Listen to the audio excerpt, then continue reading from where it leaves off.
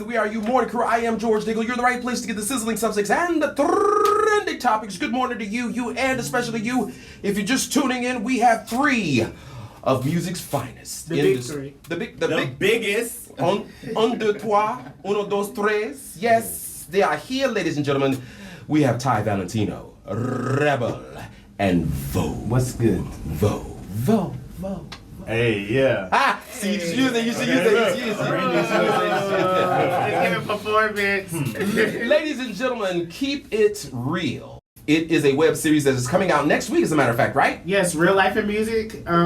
Was it the 18th? April 18th Yes. at 8 p.m. on the Real Life Reality Network on YouTube. Yes, so please go ahead and subscribe right now. Get ready to follow because the Kiki and the Kaka and the Gaga is all going to be going down. It's already some shady stuff online. You go to subscribe there, you'll get to meet the cast and everything. Baby, the shade is in the studio. I have chills already. Now, we just played the song from Ty Valentino. Keep it cute, sis. Keep it cute. Keep it cute. I love that song. That is one of my favorites.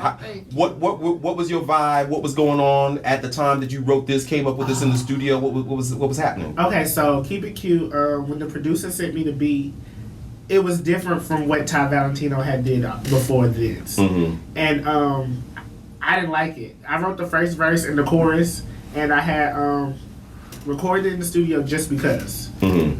I was at the video shoot for, I have a song called One Night with Scooter Santana. We was at the video shoot for that. Mm-hmm. And while we was getting my makeup done, I was just playing music in my phone, setting the vibe. And I played that because it was new and I had just left the studio. And everybody was like, Ty, what is this? And I was like, y'all like this? I didn't like it. I didn't like it at all. What? Yeah, so and everybody was like, no, this is the one. So I forced myself to write a second verse, but I wrote like 4 second verses because I was like, the first verse, if they love that, like they gotta love the second verse. Mm-hmm. But once I got it down packed, then I was like, I gave it to my engineer Rock, and I was like, baby, you got to make this thing pop. Okay. So he added, he did what he needed to do. But yeah, at first, Keep It Cute, I wasn't feeling her. I'm feeling it. That is the bomb. That is the bomb.com. Every concert, it needs to be on the playlist. Period. Point blank. I said bread and butter. That's my yes. Keep it cute. Keep it cute and keep it on the playlist. Now, when you guys heard the 2 words together, reality show, were you afraid? Were you scared? Were you like, is this gonna mess up my brand?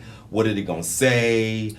Am I gonna show all of me, some of me, most of me, none of me? What was going through your mind? To be honest, I was a little bit nervous just because I know that I'm already very transparent with my life. So I just felt like, what else could people really see at this rate? Like, what else could I really share? And it was down to, now I'm gonna have to get really deep and really kind of to the nitty gritty. And I feel like I did, but also like, I feel like it's still like, you have to listen to my music to really get to know me. Yeah, you the bomb. I know for me, it was more so like, okay, I'm kind of private. I'm don't really open up to people as quick, unless I'm around you consistently. So I was like, okay, this might be a challenge for me, but I can try it. Let me try it and see. And I guess because I already had familiar faces, which is of course Ty and Reb, so I was like, okay, maybe this may work out for me. Maybe let's see how it's gonna go. Okay. All right. For me, it was like, I've already done this. Let's do it again. Been there, done that. Let's do it again. Let's go. So, what do you think that you were able to show that people don't see on the stage? And in this age of everything is on social media. What do you think that you were able to show that people have not seen before? How we interact with other artists and personality. I think with social media, you can look one way, but if nobody really knows you, they'll probably think I'm like, oh, stuck away. You just nose tooted up. But then when you get to know me, I'm like goofy and silly sometimes. So you can see that. I think the world will probably learn how like shady I am. You what? Because they might didn't know that. They might didn't know that. But I don't think the world knows that. I think y'all know that because y'all know me. No, I don't think the perception of me is me being shady. I don't. People that don't know me don't. I would never got. Yeah, shady you get what I'm first. saying? I would think you were the sweetheart. I really would. Oh, Yeah. see, He's an exception. Yeah, Right, I'm right. not a sweetheart at all. What? No. Let me call your mama real quick. And so, right. Oh, she know I'm not a sweetheart. Yeah, I had the opportunity to meet Ty and his mom at the Trans Awards. Yeah. Last year? Last year. And just an amazing personality. And we've been talking about him coming to the station for a while. And so I'm glad that we were able to do it this way. Now, one of the questions that I wanted to ask, and I've asked this before, when we, as music artists, we want to be perceived a certain way. You want to, I say we, like I'm a music artist. See how I did? I include myself in it. But you are. You're very When you're important around- to And he's a he does do that. Okay, Oh he does. Just check him up. You check my resume. But Yes. as You an, have one. right, Ooh. as an artist, you want to be perceived a certain way. How do you feel about LGBT being added to the word artist when people are introducing you or talking about your music? For me, I don't mind it. And the reason why, I'm gay. Like, so I don't mind that being attached to it. Like, that's going to be attached regardless.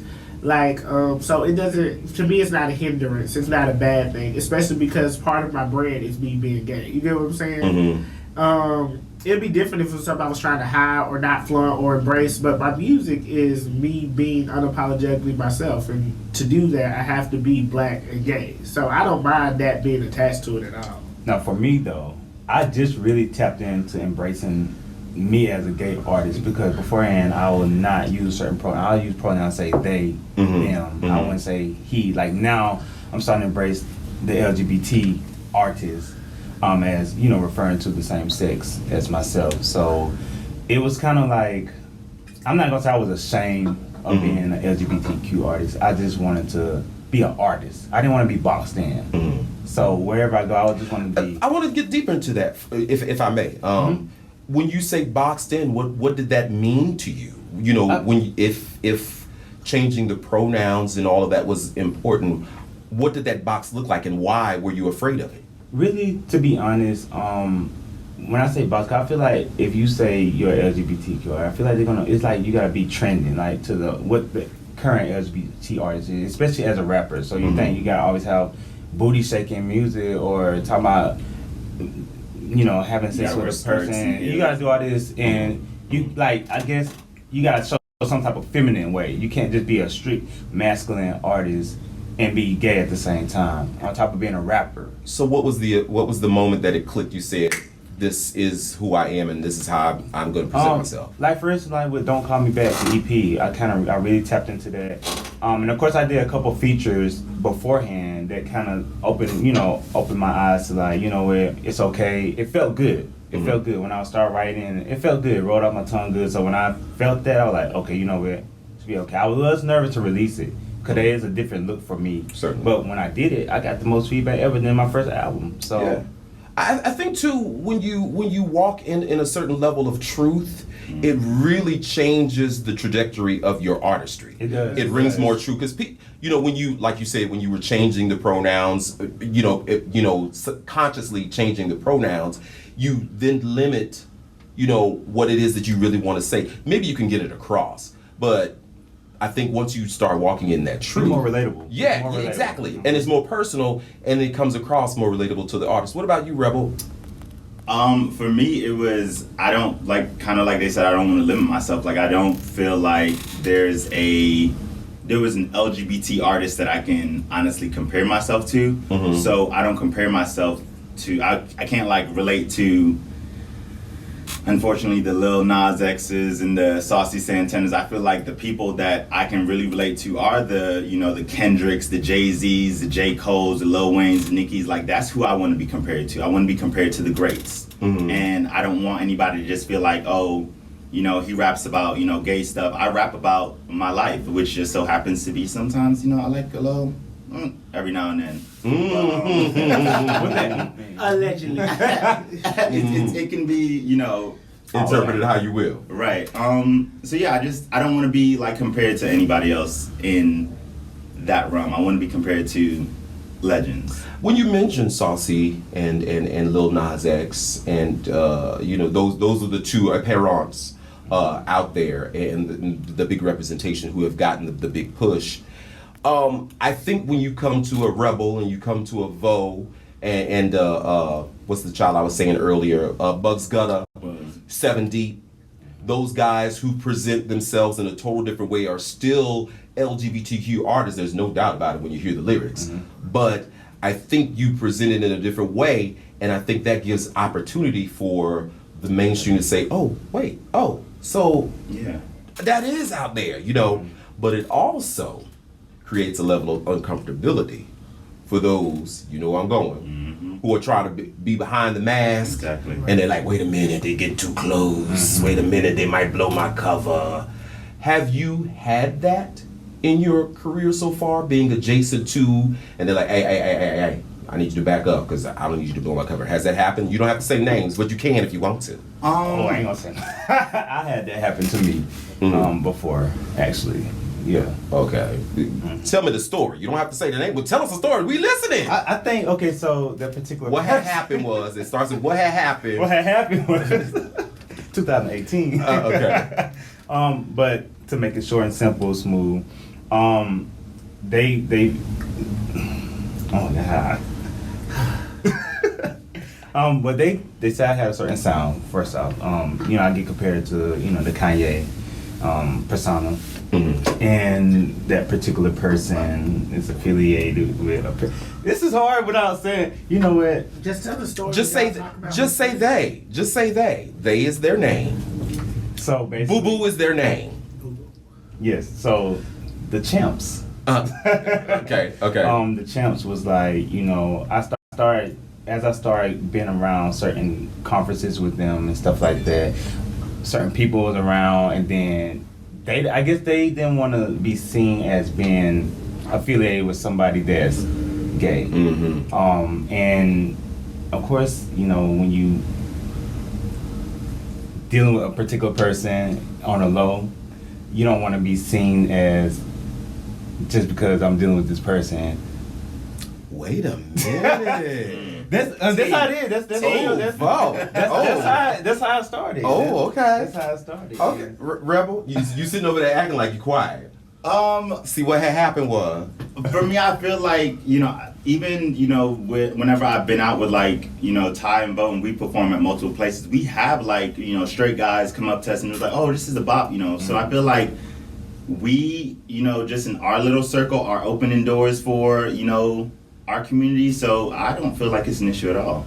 okay, cool. Now, me. You said you. Oh, Yeah. Come on, Ty. I have this thing where I've always been me. I've always been me, and I like to give that credit to my parents and my family. Like, I've never been told to lower myself. But I know me being myself makes other people uncomfortable. I learned that too. And so I had got into the aspect of I'm only gonna present myself in situations where I know I'm automatically accepted. And so that meant not being in heterosexual spaces for me. And big shout outs to Mama Valentino, because y'all know she's my pusher. She is. She didn't let me live in that. She didn't let me hold on to that, especially once I voiced it. I told her that. She was like, oh no, we're not going for that. If you're gonna be you, you're gonna be you. So you're not gonna just hinder yourself to just gay spaces. That's not what you're gonna do. And I had to get over that. She pushed me. I got over it eventually. And I've learned that people like me. For you. Yeah, for me. Genuinely for me. And for me, that was a big shocker. Because I automatically thought that, in my head, that especially heterosexual black men did not like me because I am this flamboyant, heel-wearing, makeup-wearing person that raps about F-a dude. And I've learned that I got talent, and people like talent. They don't hold on. When you have talent and when you have something that's actually genuine, people kind of don't have the hang-ups. And so they genuinely like me for me, and it took me a while to work out of that. But originally, I just even put myself in spaces to be criticized because I was gay. But now I don't care. Now I feel like I get extra gay just to go into heroin. Not extra gay. Not extra gay. Yes, I want a heel and a skirt. You said we going to the hood. Yes, give me a heel, skirt, and some sunglasses. We good. Good. And I feel like the straight guys that are truly straight and have no issues with their sexuality, they don't want to touch us. They appreciate us being honest. They appreciate us being who we are, because it's not like they have to, kind of tiptoe around us. So I have no issue. Cool. Well, you know what? Now I love the straights. Rebel, I'm sure you do. Now, Rebel, we're gonna come to one of your songs, one of my favorite songs by you, because I love this jam. You already know why. Which one is it? It's so many. It's the one with the GOAT. Okay. That is my jam. I don't care what mood I'm in. If you put that on, I'm like, okay, I'm good now. I'm good now. Tell me, what was the space you were in when you wrote this, and how it all came together? So what's crazy is, for my debut album, Billy, this was actually the last song I wrote. Word. The last song I wrote. And I really just wanted something really fun, and I wanted something that kind of could show like the goofy side of me, but also I could spit on it too. And I just, like I said, I felt like I was already the GOAT of my circle, so I wanted to, kind of have a little anthem for that. Well, here it is, ladies and gentlemen. One of my favorite songs by Rebel. It is GOAT. It's right here on WERUradio, the urban sound of pride.